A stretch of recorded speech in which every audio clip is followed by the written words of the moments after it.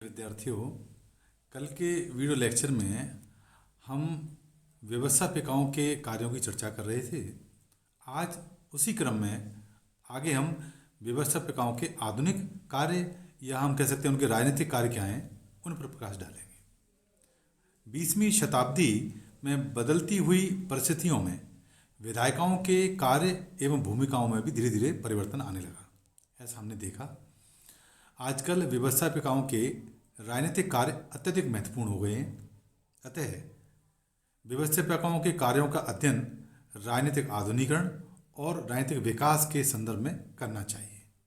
इन संदर्भों में विधायिकाओं से संबंधित कार्य कुछ हैं जिनको हम एक एक करके बिंदु से पढ़ेंगे।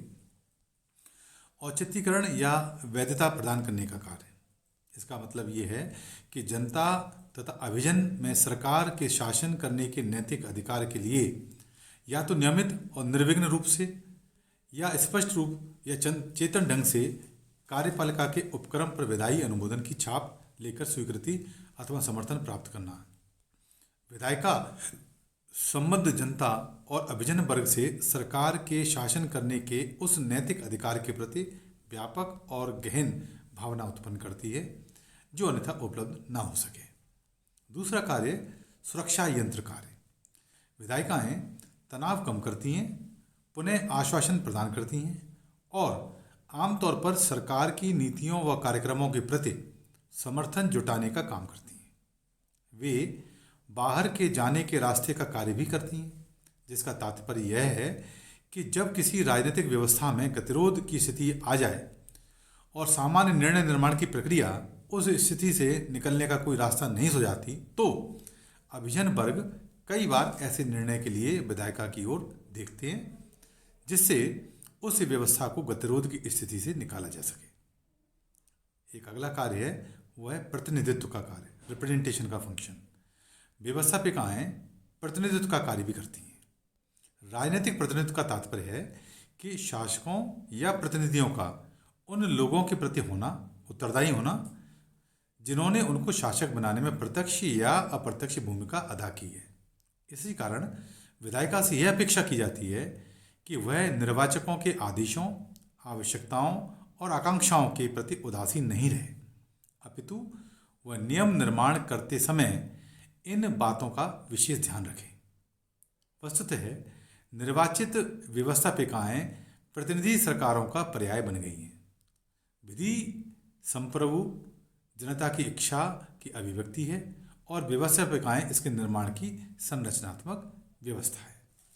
हित स्वरूपीकरण और हित समूहीकरण का कार्य भी करती है व्यवस्थापिका। विधायिकाओं का एक महत्वपूर्ण राजनीतिक कार्य हित स्वरूपीकरण है। राजनीतिक व्यवस्था में लोगों के अनेक हित होते हैं तथा इन हितों में संघर्ष अनिवार्यतः प्रकट रूप ले लेती है।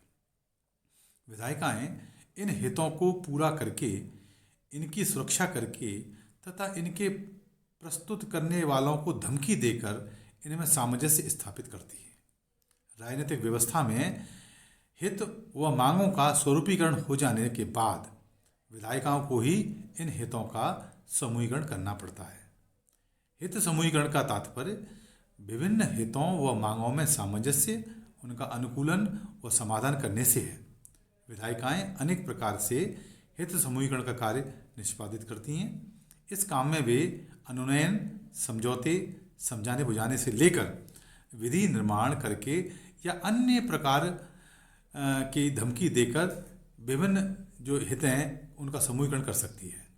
विधायिकाएं अनेक मांगों को नर्म करके, उन्हें पूरा करने का वायदा करके या कुछ हितों में से प्रमुख हितों को पूरा करके या दबाव वाली मांगों को ठंडा करके हित समूहीकरण के कार्य को करने में सफल हो जाती है। एक और कार्य है वो है राजनीतिक समाजीकरण एवं शिक्षण कार्य। विधायिकाओं का एक महत्वपूर्ण कार्य राजनीतिक समाजीकरण तथा जनता को राजनीतिक प्रशिक्षण प्रदान करना है।